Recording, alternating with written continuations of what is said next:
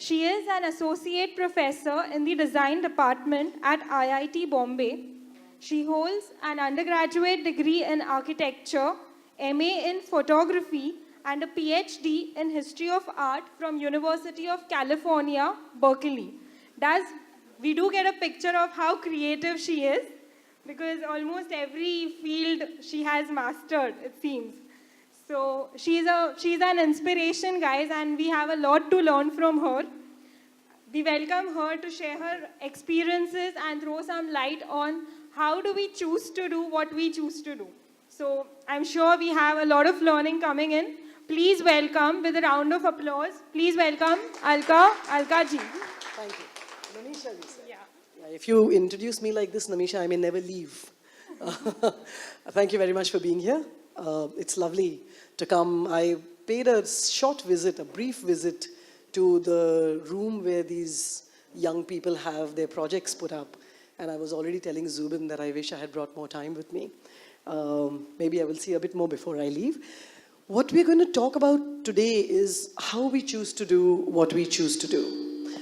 It's going to be a presentation where we'll think about the values that inform the choices that we make for our actions, right?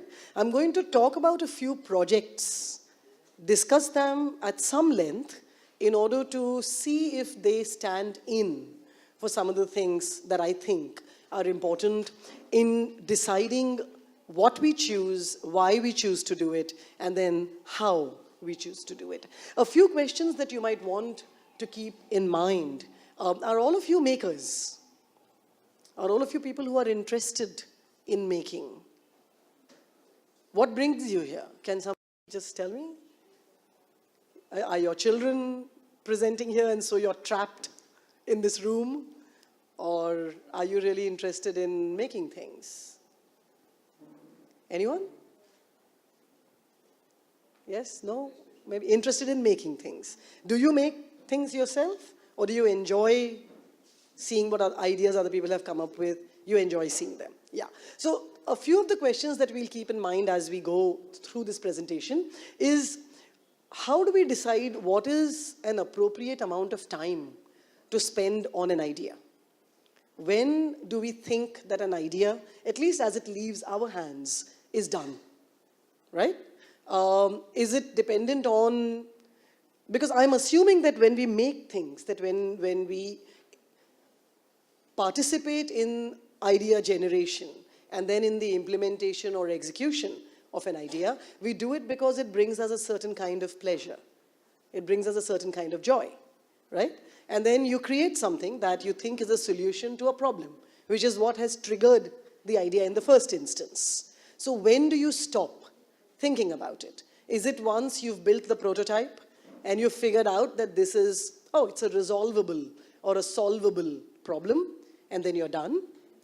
Does it stop when you've tested it on some users?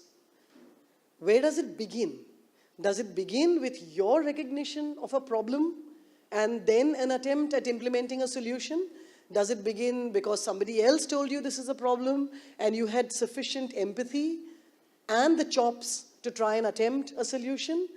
How do you even, you look around ourselves in this city, in this country of ours, and you don't have to walk more than 10 feet to know that there are a dozen problems that besiege every step, right? Look at this.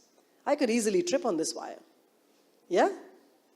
How much does the person who puts this wire down think about who's going to be around here in this space? I might trip, fall, get an impact injury. I may not break a bone. But if there's someone 20 years older, I have a lot of gray hair, but still. If there was somebody who was 20 years older who tripped and fell on this wire, is it a possibility that they'll break their bones? Who becomes responsible for that? Is this an act of design or is it not? And if it is not, then why is it not? Because it changes the environment in which you are. It affects the way in which you will use space. You have to be cognizant of its presence and step over it each time that you go by, right? So if you don't think of this as a design decision, why do you not think of it as a design decision?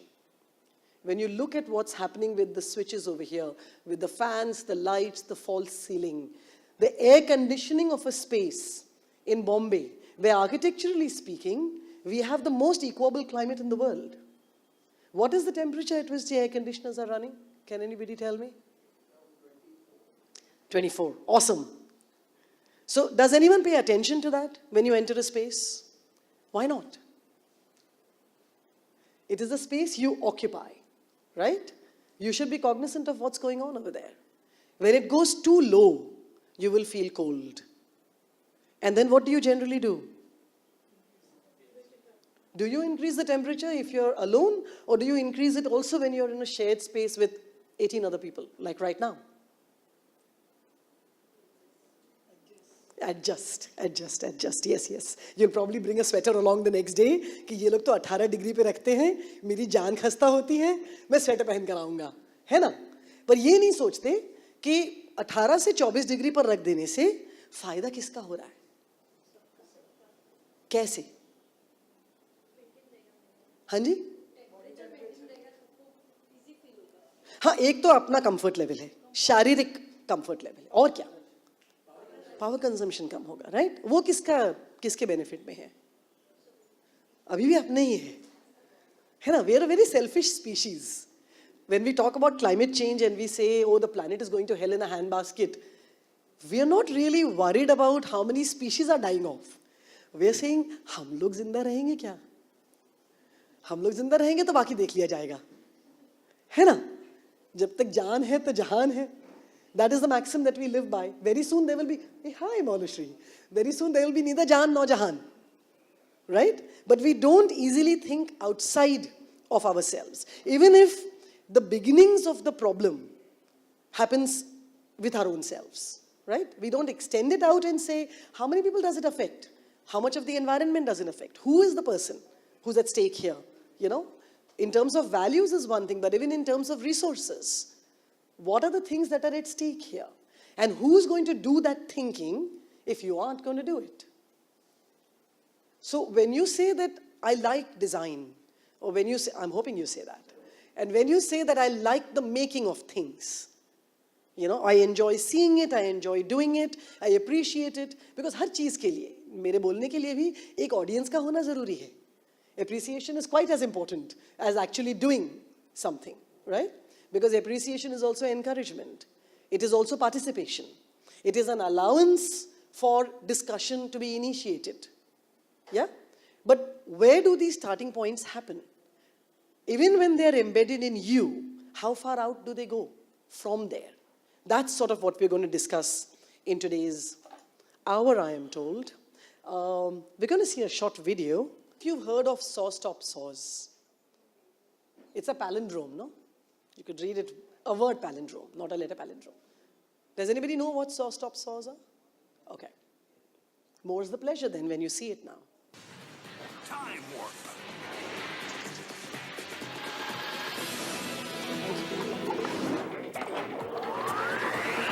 Here is a good rule of thumb, or potential lack thereof. Table saws can bite. A quick demonstration. Wood. T-bone steak. Wood. Steak. Wood. Steak. Are we clear on this? Good. Yeah, there's about 60,000 medically treated accidents on table saws every year. About 3,000 people take their fingers off, about 10 a day. Oh, 10 a day. Steve Gass, a lifelong woodworker, is trying to bring that number 10 down to 0. He has developed a system that stops the blade of a saw if it comes in contact with your finger. He calls it Saw Stop. The system can tell the difference between your finger and the wood. So when you're cutting wood, if you accidentally run your hand into the blade, it'll stop it so quickly that you just get a little nick instead of maybe taking some fingers off. The blade has a sensor that detects electrical conductivity. A piece of wood is not very conductive, so the saw goes right through it. A salty, wet finger is conductive.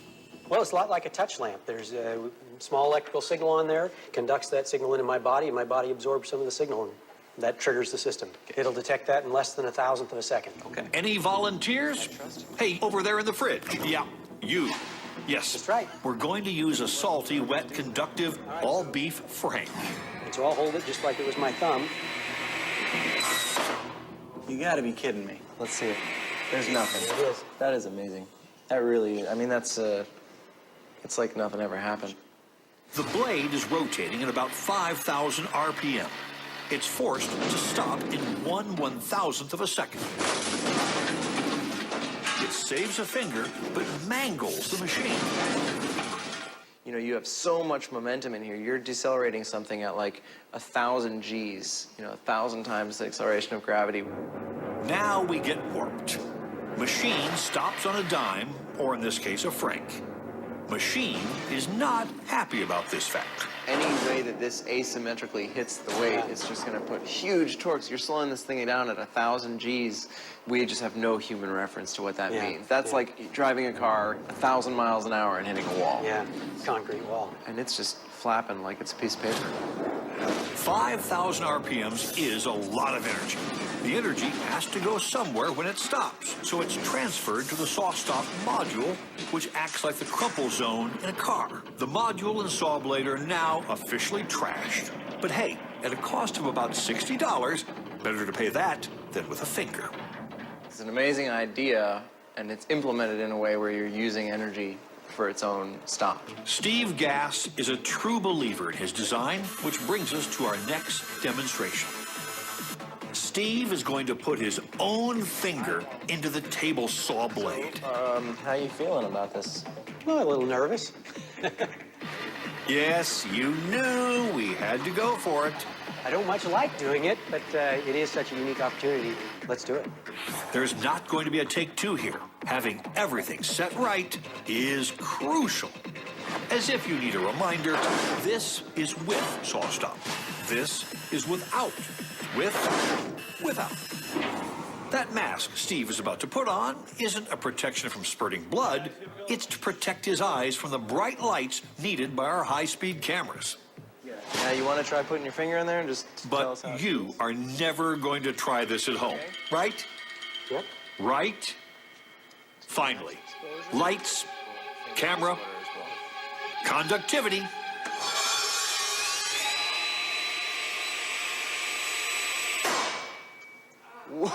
You all right? Yep.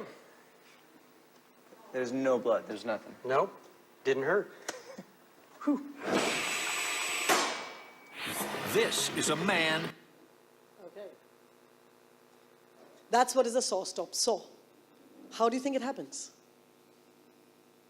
He explained it in the film, but I don't know whether the sound was very clear. It echoes in this room.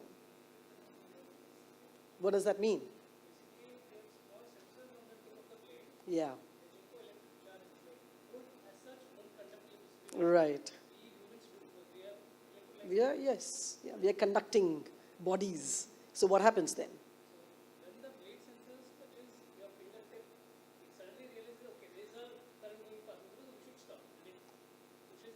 How does it know that the current is passing through? Yeah, but what do the sensors sense? The sensors are not attached to your body. Yeah. Yeah, no, that's not what it senses. You're very close. What it's sensing is the change in signal in itself. Because we are conducting some of that signal away, there's going to be a drop. And that drop is what it registers, so that in less than 5 milliseconds, it'll come to a crashing halt. And the little brake mechanism that is there primarily destroys the blade, right? It's going to stop something going at 5,000 RPM to a standstill. And the resultant torque also allows it to go down into the table so that there is no way of further contact. What do you think motivated this? They speak of this also in the film. It's far cheaper to replace a blade than to have a plastic surgeon stitch your arm or finger back on again, right?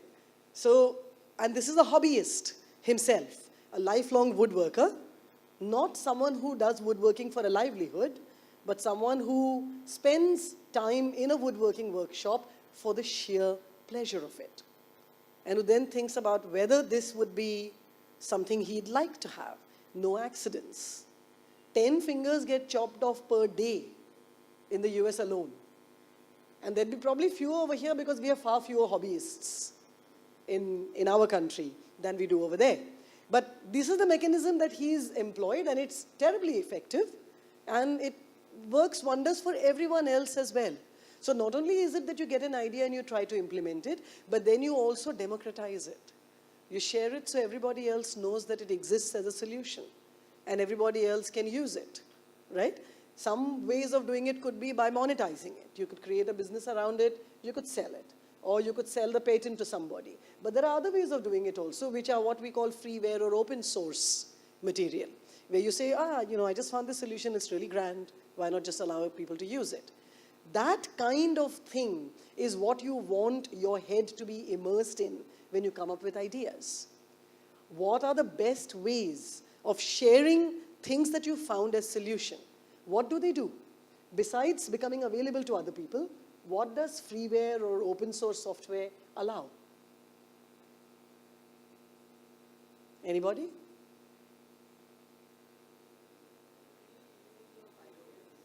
Sorry? Who innovates? Exactly. So you're allowing other eyes, other minds to also to have this accessible to them, so that those who use it can think about other ways in which to improve it, and hopefully to share that. And that is how incremental innovation happens, right? So we talk about products like this and we say, let's figure out what are the ways in which what we're going to do will be effective, right? Being a person who comes up with ideas, these are some of the things that you have to think about. They say that the world is shaped by doers. But in order to make a positive difference, you have to be a doer who's also a dreamer. Yeah? If you're going to think that this has to have an impact that aids others as well, improves my life incrementally in such a way, and because there's a shared humanity that I have with other people in my society at least, if not elsewhere, then it's something that other people can benefit from as well. The moment that you allow other people to enter the picture of your idea generation and of your doing and dreaming, you generate what is empathy, right? You're saying, I am not necessarily the stand-in for the average user. Is there a way in which I have to figure out who else might be able to use this, and in what ways, and what are their needs? How do those get fulfilled, right? And that's what this kind of a table allows you to think about. You have to think of the impact of what you are doing. What is the purpose behind the idea that you want to implement? What kind of knowledge is required that becomes the substratum, the matrix from which your idea can take flight? But if it's grounded in that substratum or that matrix, then you also know what are the pathways that other people have tried, some of which may have succeeded, and they can allow you to springboard off of them, some of which may have failed, so that you know that those paths have been tried. You need not go down there. And if you want to go down there, at least one of those steps will have to be changed for something to succeed instead, right? And then audacity, to have the daring, the courage to dream and to try to implement that dream, and empathy, which makes it so that it's not a solution just for yourself, but it has a larger impact. It doesn't have to be larger in the sense of society. It could be your own home. It doesn't matter. Let's look at some other products that we can think about which would make life better. Here's an example. What are these? Not knobs. What is another word for handle? Thank you very much. These are door handles, right? So, in what way are they better or worse than door knobs? The grip. Why is the grip better than a doorknob? So this is the grip for a handle, and this is the grip for a doorknob. In what way is it better? It applies more pressure. Well, it's a different kind of pressure, so I don't know whether it is more or less. I haven't read any calculations on it, because a grip requires this torsion. You have to twist it, and a lever requires pressure down. It's an easier kind of pressure to apply. Is that what you were saying? Yeah. Than pulling. We're also lazy by nature. Pushing is always going to be easier than pulling, right? So yes, and also, you could do this without hands. You could use your elbow to get in, right? You could use your shoulder if it came to that, if you had no arms at all. Yeah. Oh, no. We can change that altogether in a world that is empathetic to lefties. San Francisco Pier 39 actually has a store that's called the Left-Handed Store. And you can get guitars for left-handed people. Tabla is easy. But knives, spatulas that often have an angle because of the stance that our arm takes, that's what design is about. If you take a flat square cut spatula, your body has to twist. If you take an angle cut spatula, you can just do it like this. Your shoulders can be relaxed. It's a small thing.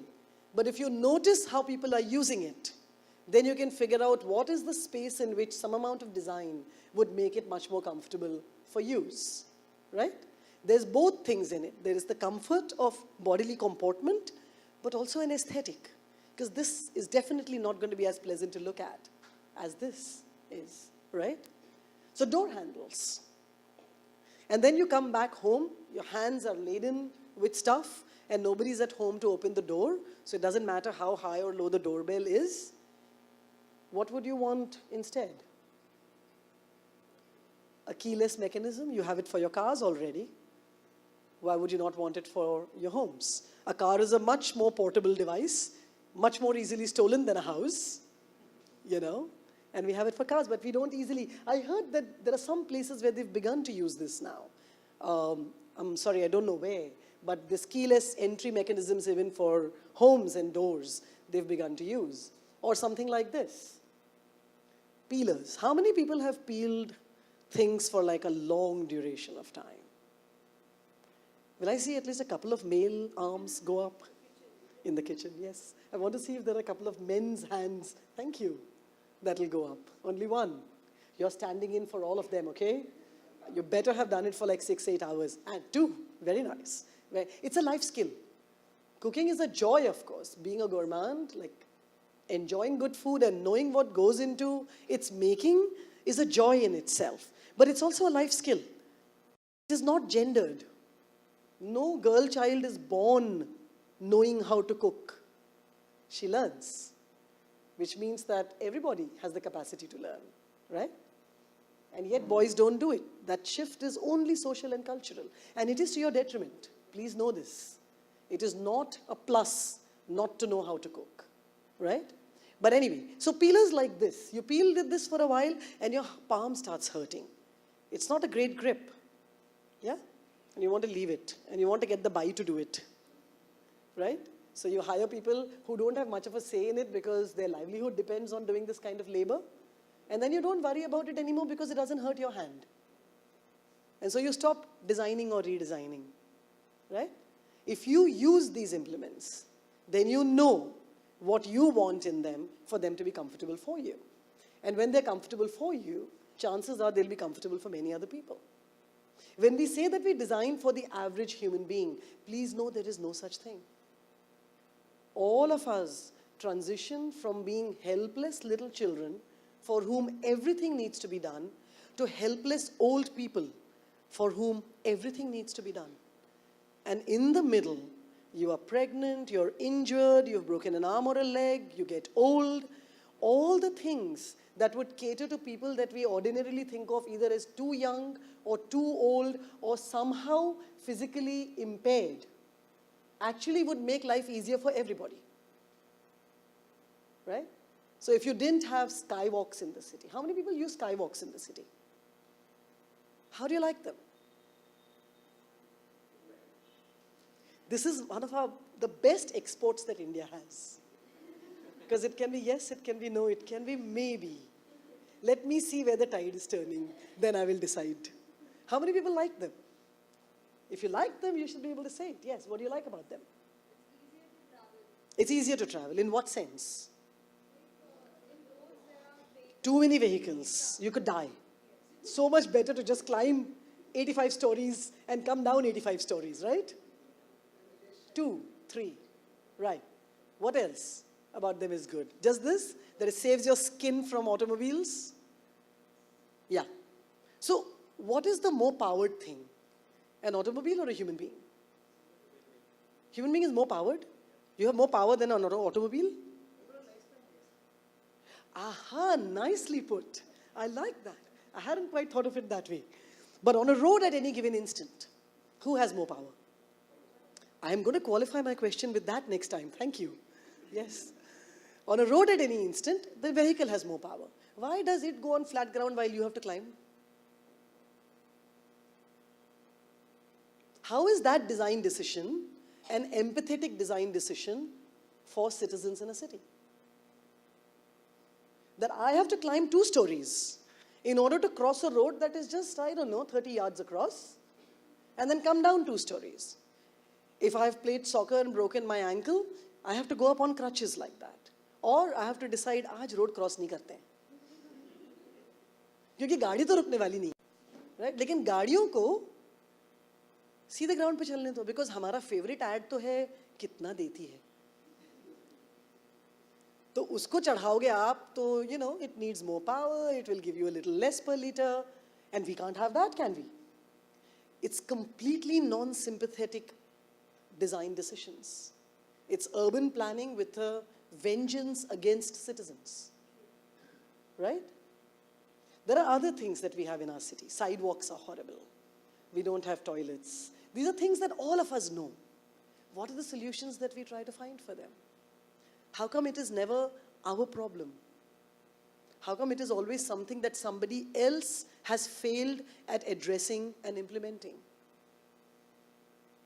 Why is there this sense of learned helplessness in us that says, ये तो government का काम है? कई सारे काम government के होते हैं, लेकिन bathroom जाना तो हर एक इंसान का अपना काम होता है. वो तो government आपके लिए आके नहीं कर सकती, है ना?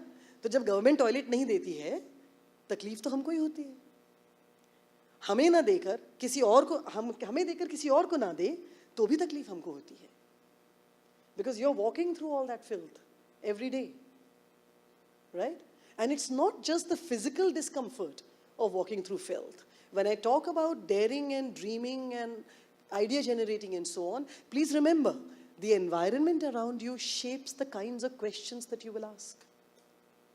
If you're still just worrying about how to move filth off of a sidewalk, there is no way that you can say, Mangalyaan कहाँ पहुँचा होगा? समय नहीं है सोचने के लिए. गरीबी इसको कहते हैं, right? It is possible to be extremely poor and extremely rich at the same time in a city like ours. In fact, in our country. Because no matter how much money you have, you cannot get clean water in your tap. You have to have an aquaguard or an RO, something that says, let's get this stuff out of here, right? Who's going to change that? Who is going to demand services that say, I don't want the Devnar dump to have 14 fires in 12 months, 14 big ones. It's not going to happen just because, what can I do? I have to get to work and the bus is late. Or I'll just jump into an auto rickshaw or into my car. Then I don't have to worry about it because the car also keeps away all smells. Switch on the air conditioner and you're fine. If you don't think about it, there is no way that you will do anything about it. And if you don't do anything about it, it is very possible to live inside a bubble where you remain relatively unaffected by these things. But please know that your brain shrinks. There is no way that that will not happen. There is no way that your imagination can take flight under those circumstances, right? There is an incredible book that was written, I think it's a Sri Lankan and an American author, a pair of them. One is an economist and the other is a psychologist. It's called Scarcity. And it speaks of how scarcity affects our brain processes and how it doesn't matter which resource is scarce, our brain tends to behave in the same way faced with any scarcity. So those of us who don't have a scarcity of food, those of us who have enough money to pay a bus fare or an auto fare and so on, often talk about how busy our lives are. Scarcity of time. And they've tested this across groups of people and found that people who have a scarcity of time take the same kinds of foolish decisions about time that people who have a scarcity of money do about money. So when the next time you tell somebody, either your maid or your servant or your driver or any one of these people who not only provide you services but happen to be poorer than you, कि तुम तो पागल हो, ये decision किसने कहा था लेने को? समझ नहीं आता है कि तुम्हारे पास पैसे बहुत कम हैं. Think of what you do with your time. And you will see that you do exactly the same things with that resource that other people do with other resources that are scarce to them. Right? And if you want to get out of that mindset of scarcity, you actually have to open your eyes to everything that happens around you. You have to step outside the bubble and see what needs doing so that the world opens out for you. Right? And this is one of the things that happened in a closed environment though. The person who redesigned the peeler did it because the need came from his own kitchen. He was okay with peeling using this implement, but his wife had arthritis. And he was a designer. And she said, you know, you go around designing all kinds of things. Can you not design this better? And so that's what he did. And they went through several iterations of what kind of handle would be really good. And they used different kinds of materials in order to test it out. And came up finally with a solution that we see very easily these days, which is the leftmost thing in the bottom picture, the OXO good grip handles. They were inspired by bicycle handles, right? The material is a polythermal rubber, which has many benefits to it. It is non-slip even when wet. It is soft to the touch. When it is put with those wings that you can see over here, it softens the feel of it, you know, and yet the grip is sufficient.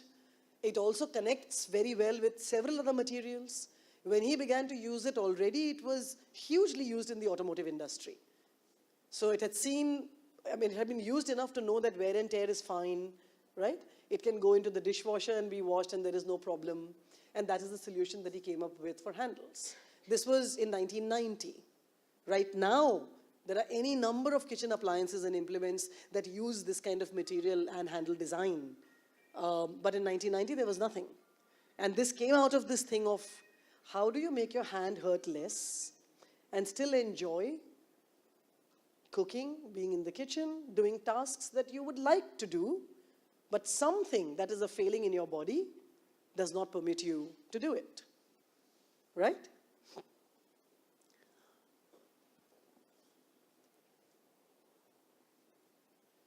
When I was talking about being anti-citizen for the city, we do this in our own homes also. Bathroom spaces. Often wet, not very safe for little children or older people. Shower stalls don't necessarily have a swing seat, a hinge seat or something that an older person can sit down on. How easy is it to do that? Sinks are at a fixed height. Showers are at a fixed height. Faucets are at a fixed height. And yet, we have flexible tubing for all kinds of things. And all that this thing is doing is bringing water, no? And drains also that take away water, largely. Soapy water sometimes, right? Why can't we use flexible tubing? Put this on a frame and raise the sink up and down, depending on who's going to use it. Whether it's an adult or a child.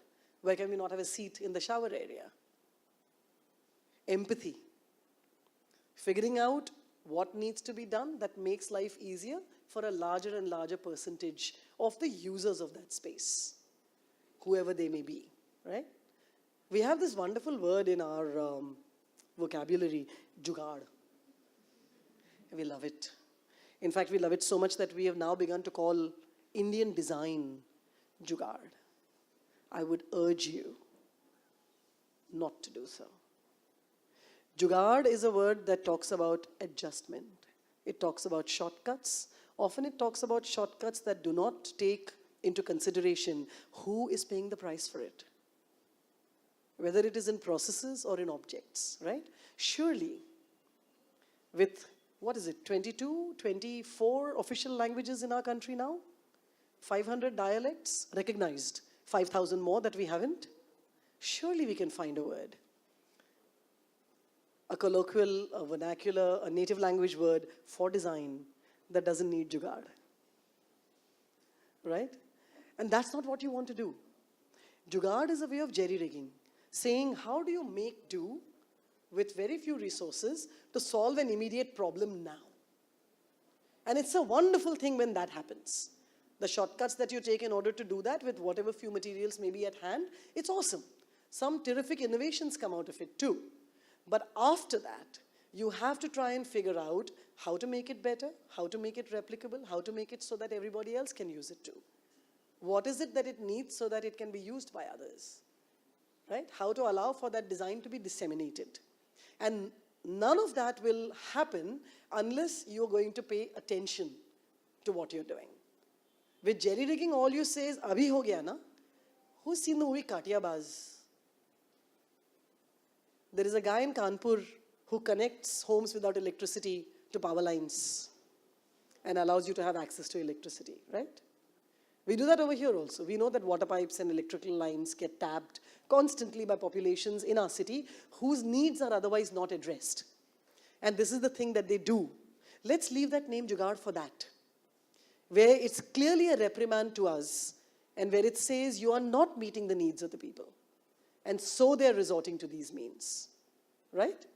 Everywhere else, let's try and pay a little more attention to what is the population base that you want to serve, even if you are included in that, and how to make it so that it is impactful in a variety of ways, and that it is accessible, amenable to use to a much larger population than just yourself. But that's one side of it.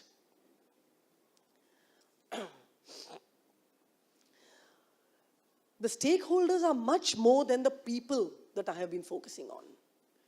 The idea of how many stakeholders there are has come home to us because we have not paid much attention to it so far. Right? The person using it has often been our only stakeholder, whether that is an individual or a population. If you look at the ways in which we design things, there are very few designs that you will find where the person who's going to maintain it has been kept in mind too. How much access does he or she have to a unit that needs to be repaired? How easy is it to reach in and make some change happen in that when it malfunctions, as most things will? What we've paid zero attention to has been the environment. We still pay scant attention to it. We've not really figured out what to do because on the one hand, the arguments run, well, the West did it. Now that it's our turn, they won't let us. Right? And it's not a wrong argument. It is an entirely valid argument. But there are two things that stand against us in that argument. One is that in the early years of the Industrial Revolution, not only did the West have a lot of colonies that they had enslaved, and so they didn't bother about the labor that they were using, but they also were ignorant of the impact of mining resources, right? Of using more than was their fair share. So they've not been evil in terms of using resources other than human labor, because there was ignorance. It came from a place of ignorance. Now that we know the kind of damage that has already been done, we cannot use that argument anymore for our betterment. We still have to argue for increasing or improving the standard of living of people, but we have to pay very close attention to the price that is being paid for it and where it is being paid. That is terribly important. We haven't done that enough at all. To this day, we don't do it at all. When we talk about development in our country, when we talk about development in China, in the BRIC economies, for instance, we are always speaking of per capita income generation. We are always speaking of what do you do so that everyone's boat floats a little better, right? That is not a bad aim to have in mind. But once the sea levels rise, as they will, because parts of the Antarctica ice shelf have already broken off, our generation won't be affected directly, yours won't be, but in 4 generations it'll come home to roost. Then all of this stuff that we are talking about will become emergencies to work on this. So when we talk about what is the price of an object, think about what you're paying for. We don't think of human labor as very valuable, which is unfortunate. We think of our own labor as being terribly valuable, but nobody else's labor is easily that valuable, right? That is how our society gets informed. That is the mindset that says, so long as we have something, unka chal jayega. Itna to milta hai na. One of the worst phrases that we have in our parlance is, at least there is that much. Right? वो तो मर रहा था, अभी घिस-घिस के जिंदा तो रहेगा. उतना तो है ना उसके पास. It doesn't bother us that it is not just that person's life that is at such a low level of living, but that person's life is our environment. It doesn't bother us. We're able to put blinkers on and walk down our path saying, this is not my life. And so it matters less. That needs to change. That's one part of the environment. But the other is also just natural resources.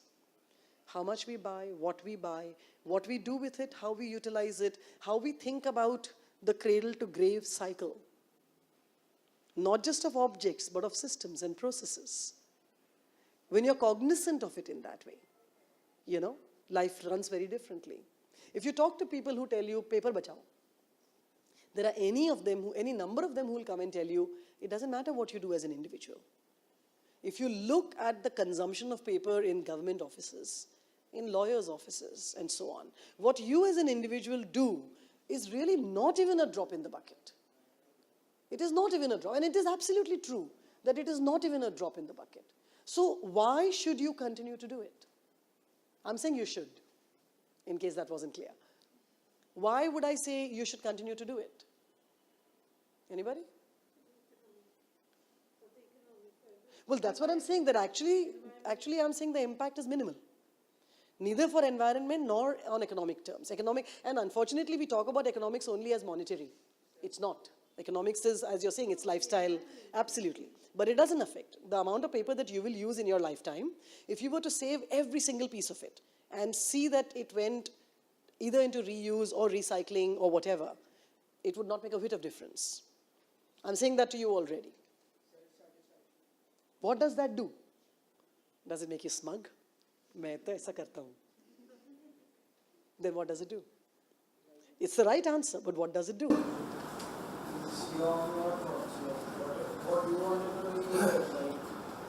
That is too removed from, yes.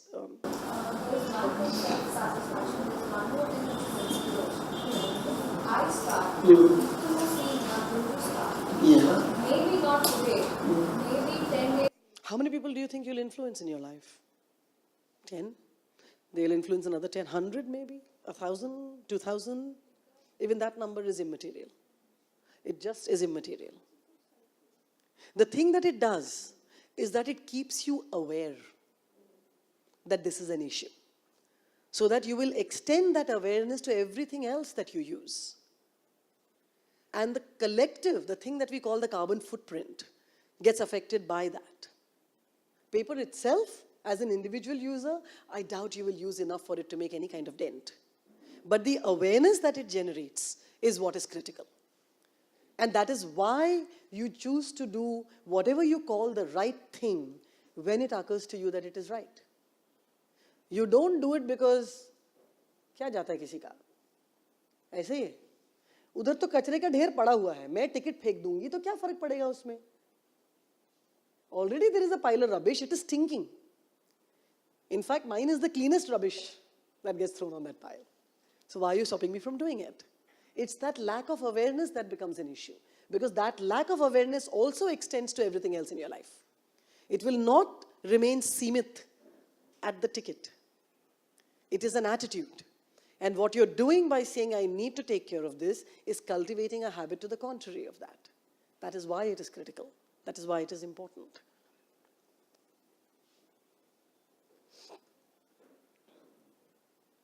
So, the stakeholders and what is their joy in whatever you do. For the person who's using it, the question that you ask is it amenable to their age, their strength, their ability to use it?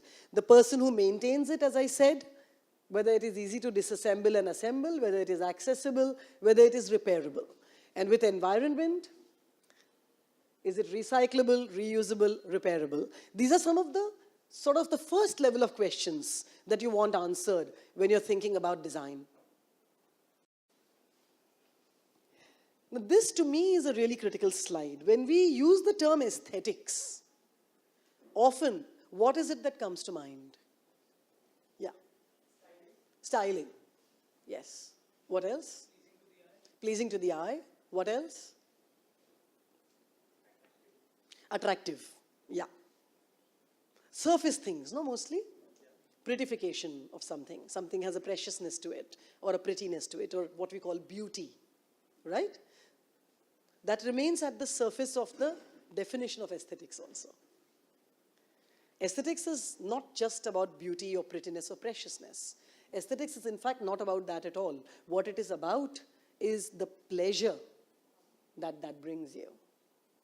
So if it is about the pleasure that it brings you, then aesthetics can be about something that functions very well.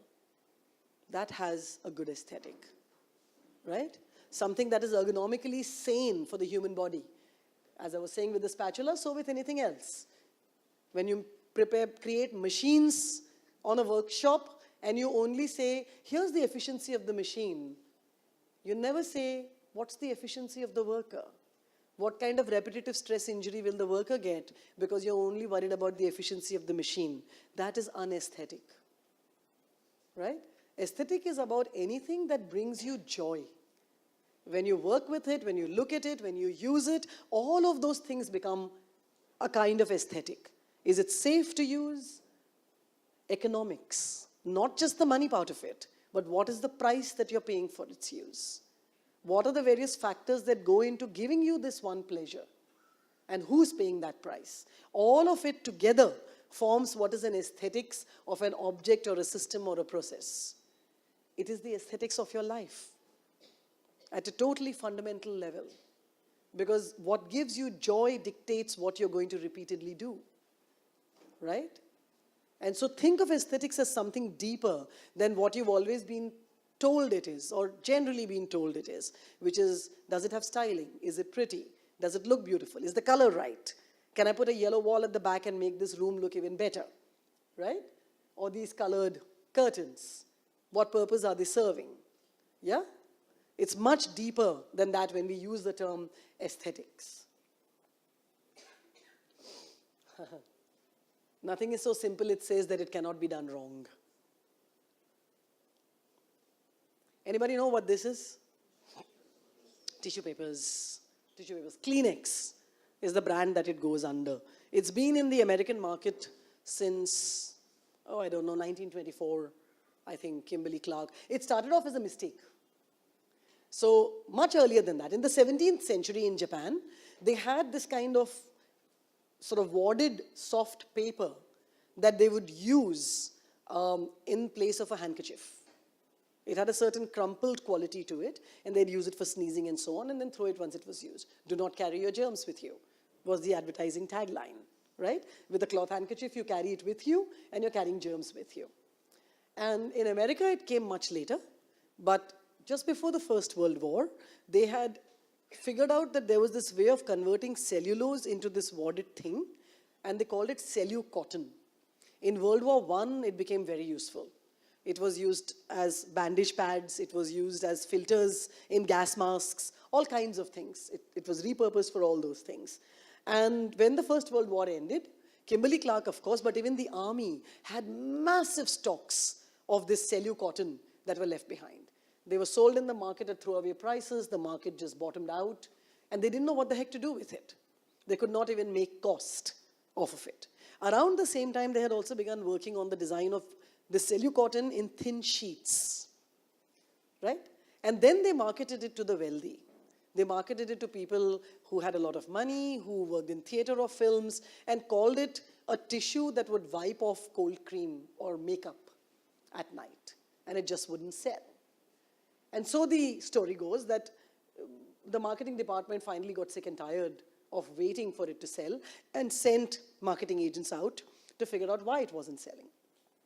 In Peoria, Illinois, they found that lots and lots of people were using it as hand tissue. But it was very expensive as hand tissue, so only the rich would do that. And it didn't really have a very large market as a makeup remover. So they rebranded it, cheapened it, and in 1924 it came out as Kleenex. They even ask philosophical questions around it now, you know. They say if there is no God, who pops the next Kleenex? But this happened, and Americans, yeah, that's 255 billion disposable facial tissues is what they use in 1 year. Nearly 400 tons of paper, and this is just in one country, right? We've all become huge fans of it now, no? Our bags have it. It's the aspirational thing to possess. Of course, there is the argument of not carrying germs in your bag, right? But this is what we all want. So Greenpeace decided that maybe we should call it by its real name. Let's not call it Kleenex, let's call it Clear Cut. Because that's really what it is. Because now the demand is so high that we are not just waiting for waste to be converted to these kinds of tissues. We are actually clear-cutting forests in order to use these things, right? We have a wonderful homegrown solution to the use of styrofoam and paper and plastic and things like that. This is the logo of an industry called Boland Industries. It's based in Karnataka. And it's an amazing place. And the most amazing thing about it is that the CEO of this company, who is standing fourth from left in the tucked-in blue shirt, is a visually impaired person. He has no sight, but he has tremendous vision. He was born in a village in Machilipatnam and went to a special needs school in Hyderabad. When he finished school and wanted to join junior college, they told him he couldn't do science. That as a visually impaired person, he could only take arts. Went to court, won the case, and finished his 12th in science. Then applied to IITs, none of whom would take him. So he said, the heck with it. I'll just write to the best places in the world. So he wrote to MIT and UC Berkeley, which is my alma mater, Stanford. They all invited him. And he went and did his undergrad studies at MIT. He was the first foreign student who was blind who finished his undergrad studies at MIT. And then he came back to India. And he started an institution to help other physically disabled people to have access to education and to vocational training. When they had done that, he did it with a few like-minded people. When they had done that for 3 or 4 years, they realized that these people weren't getting any jobs anywhere. So they started this industry. It is in northern Karnataka, Agumbe, fantastic western ghats, areca nut farmers who don't know what the heck to do with those leaves. So they use areca nut leaves to form paper plates, paper cups, paper glasses, all kinds of things that are biodegradable are sold by this company. And 70% of their working staff have some or the other what we would call physical disability. Clearly, it doesn't stop them in any way. It's we who call them that by comparison to what we think we possess, because we have no way of knowing what they possess when one particular ability is impaired.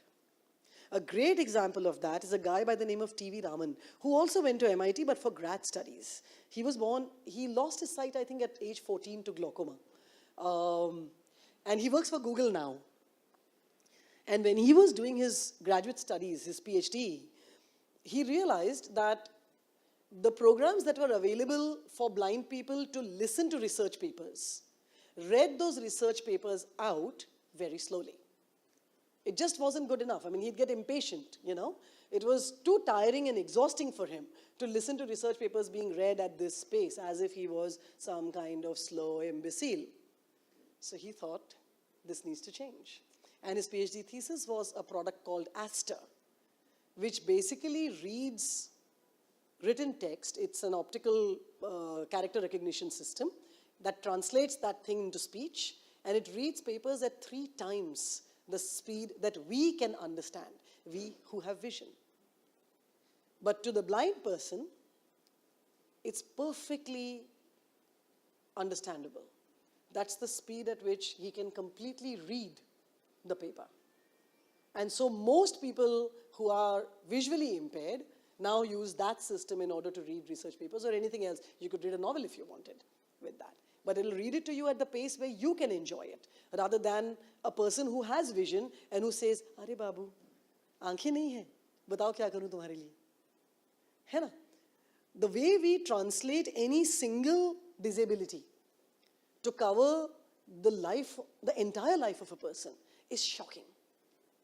And we do this at all times with all people. In our culture, the thing that is most easily available, the thing for which you don't even have to ask twice, is pity. If somebody has something that we think they're lacking, oh my God, we make them even more disabled than they are. Because we absolutely assume that they can do nothing. And that maybe their brains also function only at 30 or 40% capacity. So we talk slowly or loudly to them. We treat them as if they were cotton candy. They might get hurt very easily. This is what we do. And we think we are being really nice when we do this. बेचारे के पास पैर नहीं है, बेचारी का हाथ काम नहीं करता है, पर दिमाग तो सही है ना, वो तो चल रहा है ठीक, आंखें देख सकती हैं, कान सुन सकते हैं, और कई काम हैं जो एक हाथ से किए जा सकते हैं. लोग हैं जिनको बिल्कुल हाथ नहीं है और वो पैरों से पेंटिंग करते हैं. वो पेंटिंग इसलिए नहीं करते हैं कि हम उनसे जाकर कहें, अरे कुछ भी नहीं है तुम्हारे पास. These are people who have surmounted our perception of their disability. If you've never had something at all, then you don't count that as a disability. No, it's not there. If you had the use of something and you lost it, if I have an accident and I have to have my arm amputated, I can say that it'll take me a certain amount of time to get used to the fact that I don't have my arm. But if I were born without arms, then that's how I was born. The problem is not with what I am able to do or unable to do. The problem is that everybody else who has arms has decided that nobody without arms should be able to live in this world. So there is nothing that is designed that takes care of people's needs other than if you're absolutely able-bodied, have full working of your brain and your limbs, maybe you're in the 20 to 45 age range. Below that and beyond that, really there's not much place for you. Right? We need to change that. When I say empathy, it's a completely different beast from sympathy. I don't want sympathy. I want empathy, which is the recognition of a need in a user and the ability to see how to fulfill that need. Right? Very different beast from sympathy. We have sympathy in really large quantities, and we need to change that. In any case, this guy is so good that he started the company, I think, in 2013. And in 2016, Ratan Tata heard of him and is now one of the venture capitalists who funds that company, amongst other people. This is one of the few non-tech companies that Ratan Tata is funding, which is this guy's. Shrikant Bola is his name. And it's called Boland Industries. Everyone recognize this? हवा महल हवा कौन डर रहा था बोलने से अपनी चीज है ना गलत हो जाएंगे तो बड़ा मुश्किल होता है What is हवा महल Anybody? How many have been to it? How many have seen it in Jaipur? What is it? It's part of a palace, right? वो तो देखने से पता चलता है साधारण इंसान को इसमें जीने नहीं दिया जाएगा है ना Why is it like this? Do you like it? Do you think it is aesthetically pleasing? Yeah? It doesn't touch you much at all.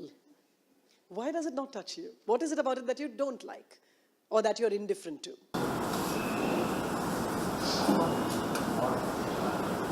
These days it is not so well designed. That is like Yes, it was made in 1799. But you have no capacity to appreciate it for what it must have been like at that time? Surely you do. Right? It's made in sandstone. It's got this beehive-like facade. Right? Is there any reason that somebody might find for not liking it? My husband doesn't, and I'll tell you why in a moment. But can you tell me why?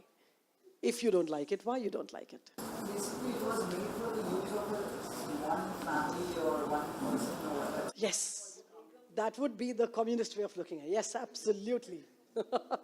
Okay, so you don't like the fact that it's this really wealthy, exclusive kind of building, yes. Normal people can't, common people can't access to. Well, now everybody can. Now it's a monument. Yes, but that's like saying that Mukesh Ambani should not have his monstrosity on Pedder Road. I like that. But I hate that building for other reasons. I really don't care that the man has $19 billion. But yes, yes, it's the Zanana, right? So they used to practice strict parda, the women in Rajasthan at that time. And so this is actually the back side of the palace. Now do you like it? If the backside of something can be this pretty. So it was the Zanana, and it fronted the street so that the women of the Zanana could see processional festivals and so on without themselves being seen. And it is this notion of parda that my husband detests. This idea of cloistering any human being. You know, mostly women tend to be the victims of this, but it's not always women. Somebody had an arm raised at the back. Is there a question? I cannot see the entrance. It's the back side. This is not the entrance at all. You'd have to go on the other side of the building to enter it. When I first had seen it, I was an architecture student ages ago. That was the greatest bewilderment too. And nobody would bother to tell us, well, you're not supposed to enter from here. This is where you're not supposed to see the women. Only the women are supposed to see you, right? But that's what it is. You can't enter from here. It's only this facade. And you look at this, and if you strip it of its social and cultural connotations, and if you look at it purely architecturally, it is a marvelous structure, right? It is really beautifully conceived, beautifully wrought. It's created with an incredible kind of precision, and it has been maintained reasonably well. It's had a recent renovation too. I think about 10, 12 years ago, they put a lot of money into it and renovated the building. And then you come to something like this. Now do you like it better? Right? And this is the view that we have now of our dwelling places. But in this sense, that design is subjective, right? Yeah. So how can we especially channelize that? I have to design a building. So design is subjective. For this, someone it would be good, for someone it would be bad. Yeah. Like, not right, like she may not like that design. Yeah. Personally, I don't like that design. Yeah. You already have a friend here. He also doesn't like it. You're not alone at all. You thought you were unique. Yes. See, there are two things to it. When we talk about how subjective something is, and the theoretical understanding of this came out of the field of literary criticism, actually. But what we would say is that any work of art or architecture that is created, every individual who encounters it has an individual relationship with it, right? So I can have a novel that I love. That same novel you might hate. You might not like it at all. And there were enough people who went ahead and said, in fact, what the author has written, after a point, the original intent of the author doesn't matter as much. It is the relationship between the reader and the book that creates this third thing, which is the novel. So that every reading is the creation of a new work of art. So every encounter with a building that has been so self-consciously designed as an architectural marvel would be its own beast. That was the intent. The moment you say things like that and you carry them to their logical endpoint, there is no possibility whatsoever of having a conversation. Because at any point you can turn around and tell me, लेकिन मुझे तो ये पसंद ही नहीं है. ठीक है, we will agree to disagree. आपको पसंद है, मुझे पसंद नहीं है, we're done. Okay? It breaks down communication completely. And yet we know that that is not true. We know that we can communicate around objects of art, around expressions of art and science and technology and so on. How do we do that? And so it was finessed, the argument, the theoretical argument for it, that said, well, there are communities of interest. Communities of interest are those communities that share a certain socioeconomic matrix, a certain sensibility, because whatever is an aesthetic is generally a kind of education. It's a kind of conditioning that happens. Education not in formal terms, but the kind of conditioning that we all experience when we grow from birth onwards, right? There are certain colors that you will like or have greater inclination to, either because your family likes it or in opposition to your family. When you're a teenager, always in opposition to your family, right? There are certain objects that you will like. There are certain ways in which you will decorate your home. There are certain ways that you will operate in your office space or in your living space. All of those things don't come out of nowhere. They come out of this shared, quite silent conversation in a group that has the same aesthetic. So there is always going to be enough number of people with whom you can have a discussion. Even if the discussion says some people don't like it too much, other people like it a lot and so on. It doesn't become so that I cannot even talk to you because you like this. It doesn't work like that, right? So there is subjectivity, but it is you have to use that term with a certain amount of caution. Because it is not subjectivity that leads you to a point where you cannot communicate or converse at all, right? The moment that stops, then everyone's living only within their individual bubbles. And we know that, well, in an extreme example, we know that that doesn't work. When you look at people who've been in solitary confinement, brains actually turn to mush. We know this as a physiological fact, that the quality of the neural network in your head changes. You know, that brain matter actually begins to die. They've seen this in prisoners who've been in solitary confinement for a very long time. So clearly, most of what we are and what we do happens in a relational way, right? And so we are constantly being shaped by those relationships that we allow around us. And there will always be something shared in those relationships, which is what allows those relationships to exist in the first place.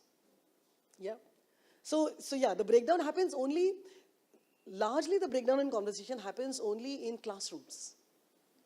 Because we have followed this system of education where we say to be able to critique something is an intelligent thing. To be able to say you don't like something is a measure of smartness, right?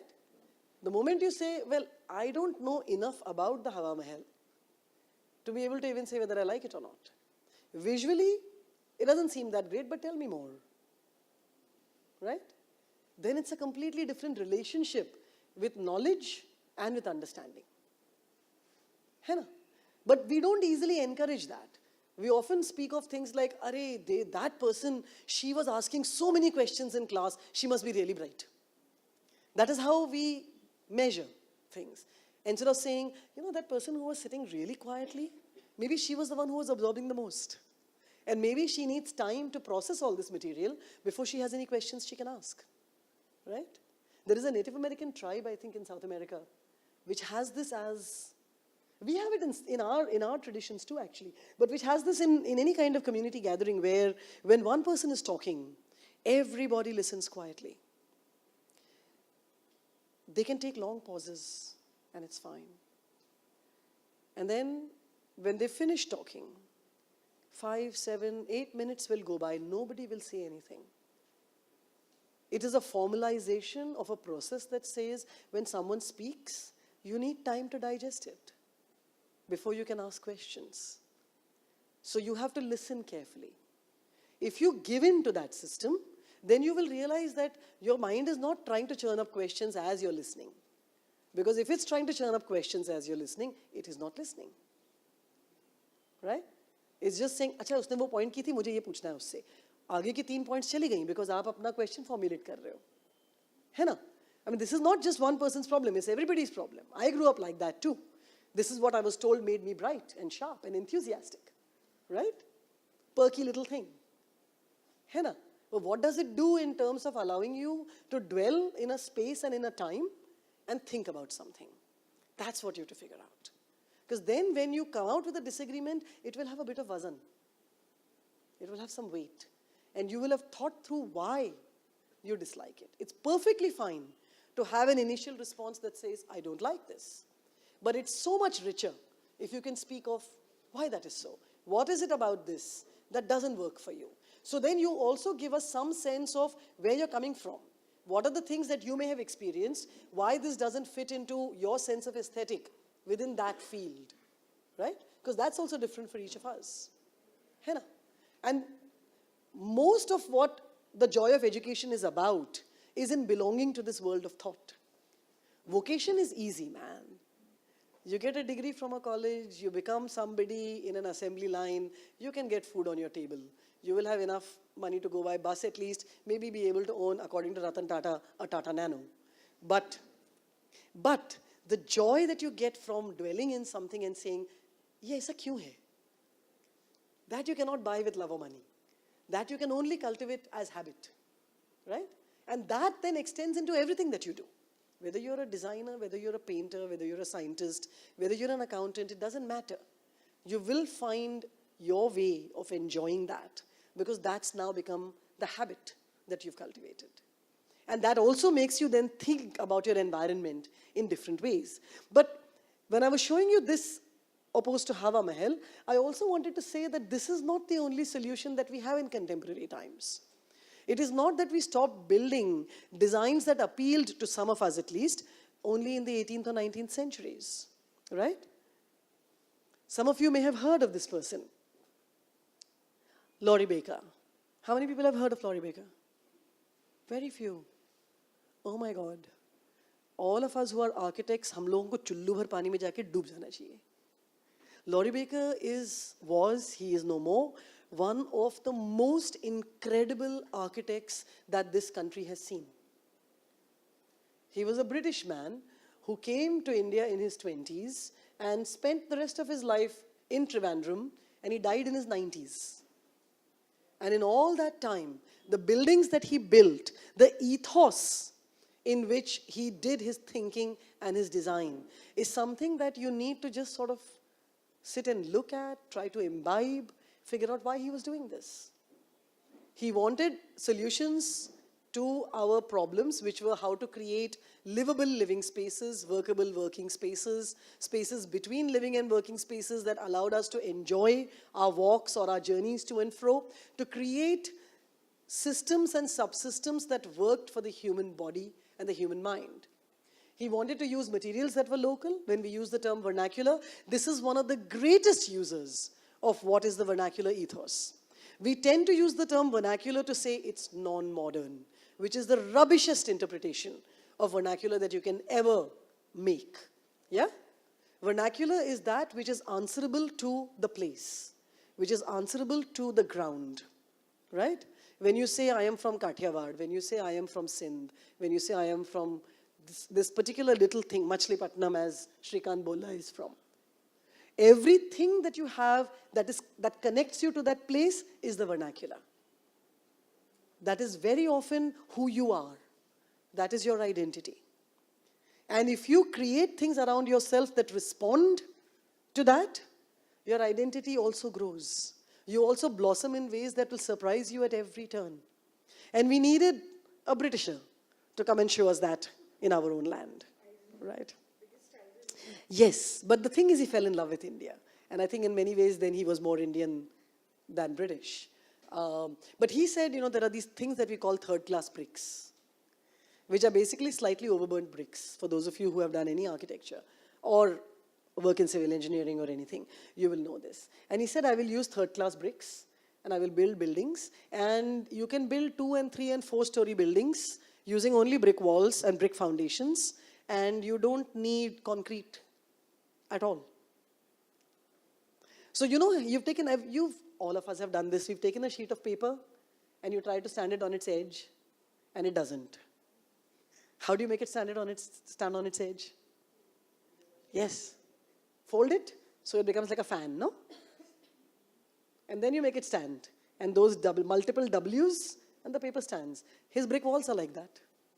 They go up 2 stories and they can form a space that is an auditorium on the inside. He used jalis for the same reasons that you have jalis in the Hawa Mahal. Well, no, not to keep women in, but to allow breeze to pass through, to allow the harsh light of the summer to be diffused and filtered as it entered the spaces that he built. But more than anything else, what he wanted was that buildings should fit in the space in which they are created, that they should be answerable to the ground on which they stand.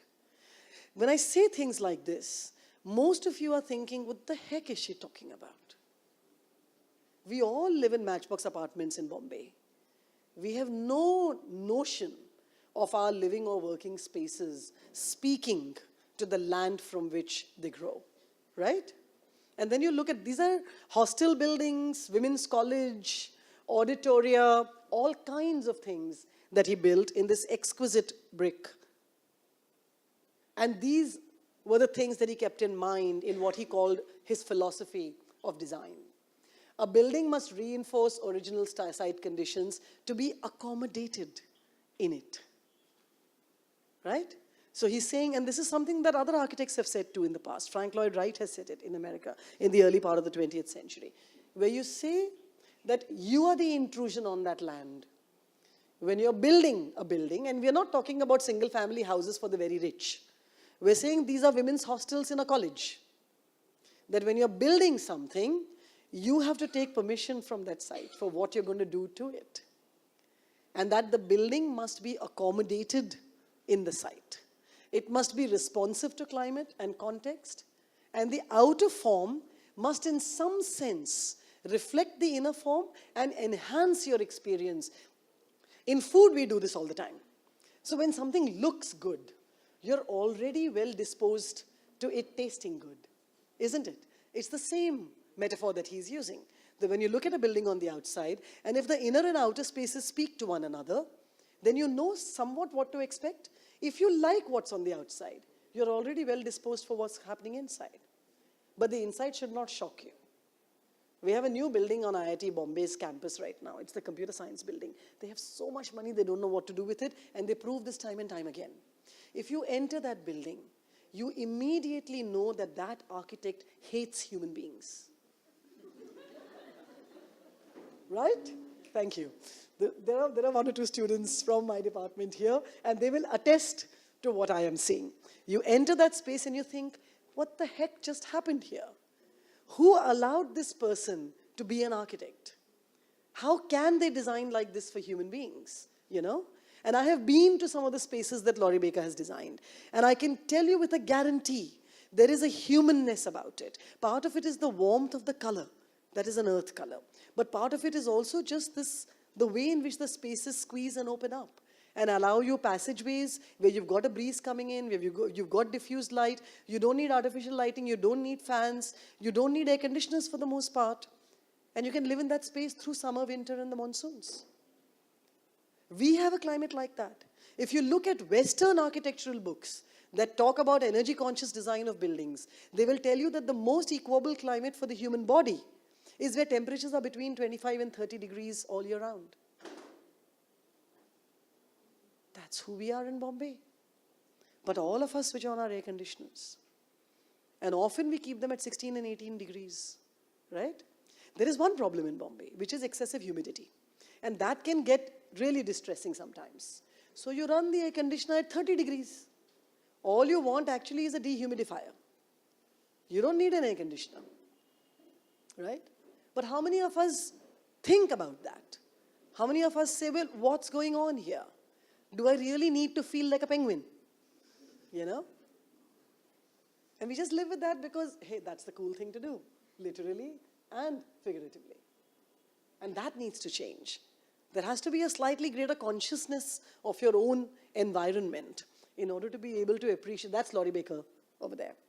He also innovated, devised new kinds of bonds between bricks that would stand up to 2-story high, that would take angled joints where it turns at corners differently. You noticed that the buildings are sometimes curved like this. They're all brick buildings, right? But look at this. It's just exquisite architecture. These are spaces that make people smile, exactly. You walk in there and you think, I want to live here. What are the courses they teach? How can I be in this women's hostel? Right? Because the place speaks to you. It speaks to your body. And that's what you want. And you've forgotten that if you live only in spaces that we largely see around us in Bombay. Your body has forgotten it. It doesn't even know to ask those questions. Right? So it behooves you to go to places like this, experience these spaces so that you know what you want for yourself. And really, how easy, at least in purely financial terms, it is to get something like this. It's terribly hard to get it otherwise because we don't encourage it. So there are not enough architects who practice like this. right? Not enough people demand this. Things happen in a society when the population that is affected by it demands that they happen in a certain way. Very few things happen by accident that are good for us. Very few things, right? But if you are not open to the idea of saying, how am I defining the environment that I live in? Nobody else is going to do it for you. Absolutely nobody else. And this is our own country, right? Those are the corridors. They are so narrow. None of them is more than 3 feet. Sometimes they are 2 feet, 3.25, right? And if you were told that and you went into an apartment in Bombay that had like a 2 3/4 feet passageway, you'd feel like you had to walk like this. You don't need to. There's enough room. But you would actually feel like you have to walk because the walls close in on you. They don't in these spaces because they're open. And the brick thickness is enough that rain doesn't come in at all. You just need tiny chhajjas on the outside and it keeps back most of the angled rain that falls in this area. And this is how a building is accommodated on its site. Right? Where nothing about it seems out of place. Where it seems as if no one's left any print. Although we can see walls. And we know that they didn't come about naturally. And yet they seem to grow out of the very land on which they stand. Right? There is a way in which these spaces speak to your heart and mind that you cannot easily find elsewhere. And if you don't know to look for it, then you don't know the ways in which your life is depleted. Right? You have no way, you don't have the tools or the mechanisms to ask for these things then. And that's what you need to start doing. That is an education.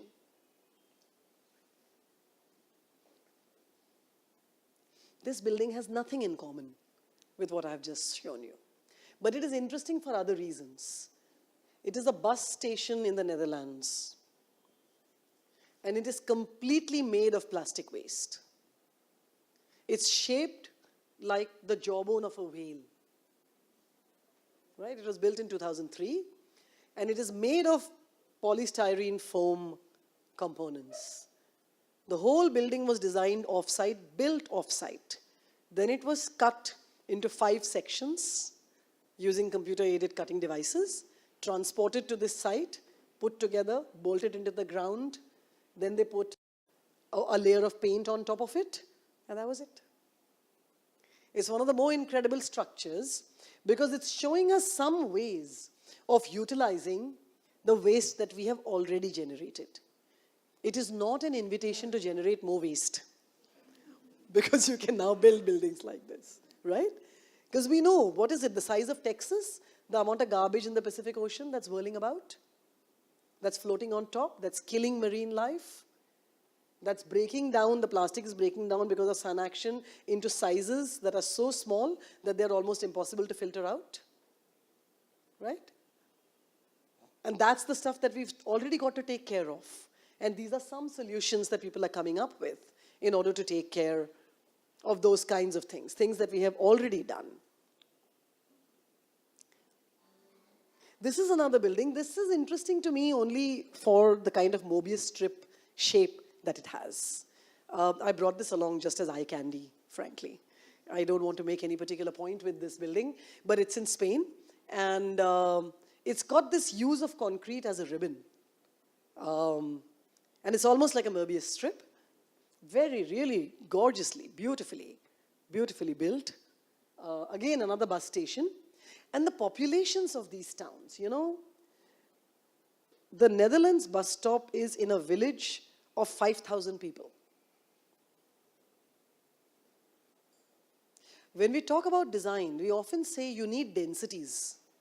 Ideas get generated in cities where there are larger densities, larger numbers of people. But some of the more incredible solutions are coming out from places where people have time to think, where they're not running for the next bus that they're going to miss, you know, or trying to say, what else can I fit in my day? I have done like 8,300 WhatsApp messages. I have looked at what can I fit into my day. Yeah? 5,000 people in the village. And that is the design that they approved They had a competition, they called for designs, and the city is paying for it. So the citizens, who are only 5,000, are choosing to pay for it, right? What is it about this that they like so much? When you talk about its aesthetic, you will talk about it in all the terms that I spoke of earlier. It is not just the prettiness factor, it's functionality as well. It is how it suits the need that people have over there. It's safety. It's empathy towards environment, which is what is the choice of material here, right? All of those things go into creating what we call an aesthetic. And those are the kinds of axes, and create more for yourself that should inform what your aesthetic is. Pay more attention to what your mind is thinking about, and quarrel with it if it is not thinking too hard. You should spend at least some time in every day where you get a headache thinking hard about something. Because there's no point to life without that. You know? All of us are going to die. And we have only a finite time. We don't even know what that finite time is. And there's no guarantee, no matter what other religions say, there's no guarantee of another life. Don't count on it. Nobody's told us it's there. Some of us hope. I don't, but some of us hope that it's there. So leave that hope aside. If you do get another life, that's bonus. Focus on what's happening now and here. There's a beautiful line in a movie whose name I forget, which had Judi Dench and Kate Winslet in it. And I remember Judi Dench is talking to Kate Winslet, and Kate says, "That's what my father always said," she says. He said, "Mind the gap." She says, "What does that mean?" Now, this is an English movie. English meaning the UK, British movie. If any of you have been to England, and especially on the London Tube, you will remember that at every station there is a PA system that comes on that says, "Mind the gap between the train and the platform." Constantly, at every station, it says that, because the gaps vary. They're often not as bad as the ones we have on Mumbai Rail, but they're there. And you're constantly warned, passengers getting on trains and off trains, mind the gap. And Judi Dench knows this when Kate Winslet says, "My father always said, mind the gap." She says, "What does that mean?" And Kate says, he says, "Mind the gap between the life you imagined for yourself and the life you're living. Always try to bridge it." I don't think enough of us do that. And if we do, I don't think we do it often enough. It's the best piece of advice that anybody could take to heart, I feel. Because you become the judge of the life that you want for yourself and what you're doing in order to make it happen. And always remember that you want a life that includes society. It doesn't mean that you stop thinking about yourself, but it does mean that you include others in it. So here is a set of sculptures that were made by this guy called Jason. Have I completely exceeded time? We should be stopping now, right? 5 more minutes? Okay, I'll rush through this. I am very sorry. Students in IIT Bombay leave when their time is done. All of you guys have been unbelievably patient and kind to sit through this, even though it's taken so much longer. I completely lost track. I'm very sorry. But I'll finish in another 5-7 minutes. So these are sculptures made by this guy called Jason DeCaires Taylor. He's a British artist. And they're larger than life size, as you can see in the comparison between the snorkeler and the sculpture itself. They're placed underwater. They're made in concrete. People sort of know what this might be.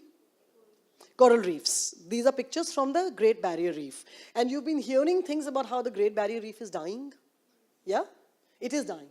It is in fact dying. These are the pictures, and this is what it has looked like in its heyday. Portions of it still look like this, but more and more and more portions of it look like this. Coral bleaching is one of the quickest way for coral to die. And if you go and look up, you'll find easily what I mean by this, that what is the symbiotic relationship between algae and corals, and how algae keep corals alive, and what happens when there are greater pollutants in water, or the water temperature rises, or there is a greater infusion of fresh water in seawater spaces, right? All these things can lead to algae disappearing from coral. And the moment that protective cover is gone, Coral starts getting bleached like this and begins to die. And when coral dies, it's not the only creature. This is animate. It's not the only creature that dies. It takes away an entire ecosystem. There are 1,500 species of one thing and 400 species of another that exist around these kinds of systems, right? And so this led the Greenpeace movement actually to create a headstone for the Great Barrier Reef in 2014. What do we do about this? I'm going to end with this short film in which Jason Taylor shows you his.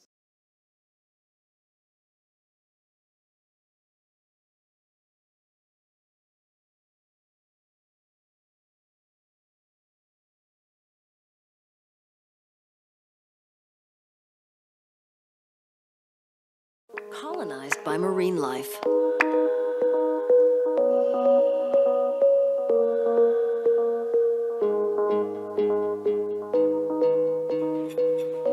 The sculptures are the work of this man, British artist Jason Taylor.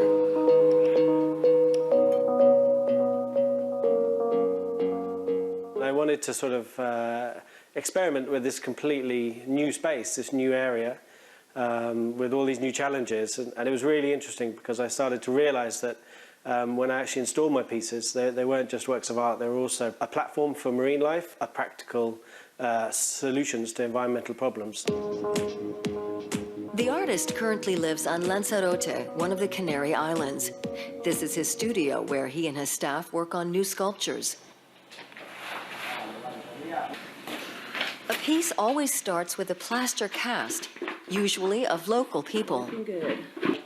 As you can see, it's setting really quickly, so we have to be really fast. A, because the model's uncomfortable, and B, because the materials are setting really, really quickly. After 20 minutes, the cast is ready. In the second stage, it serves as a model for the sculpture.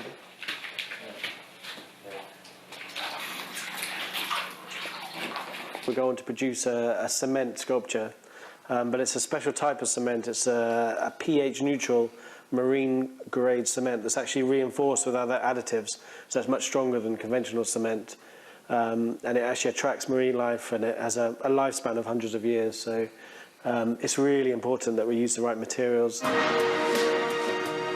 The finished sculptures are placed in the water, like here in Mexico in 2009. It's one of the world's largest underwater galleries, with more than 500 individual works. 6 years later, corals have colonized the sculptures, providing a habitat for fish and other marine life. An artificial reef, which the artist hopes will help protect the environment.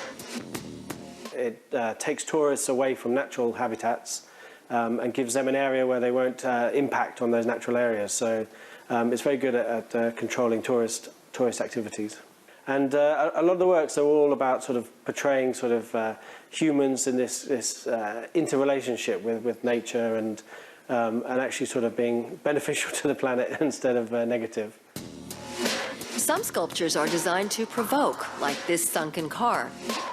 A criticism of the excesses of modern society combined with a little irony. That's part of his art. Taylor's most recent project is located off the Bahamas, a 60-ton figure of Atlas carrying the weight of the world on his shoulders. This year, his work takes him to Europe. This bay in Lanzarote will house Jason Taylor's first European underwater museum.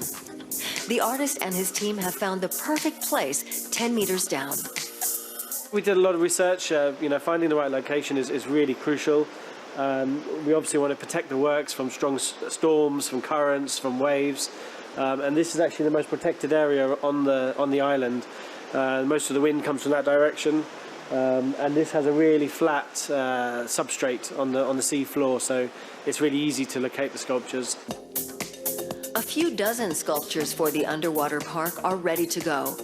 There will be more than 300 in total. Taylor and his team want to start placing them in the Atlantic in the summer. The unusual exhibition should be ready by 2016.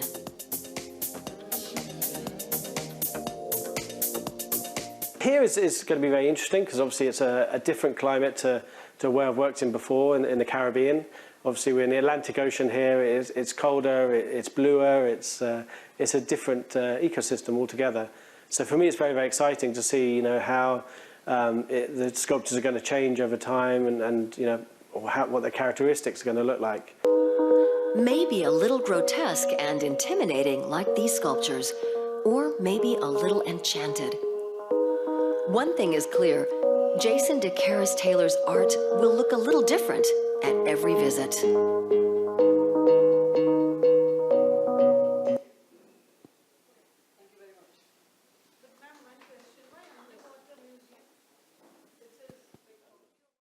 Guys, a big round of applause, please.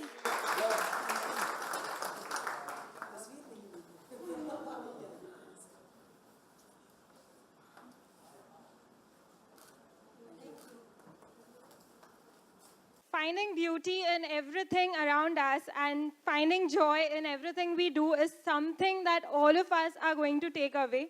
So thank you so much.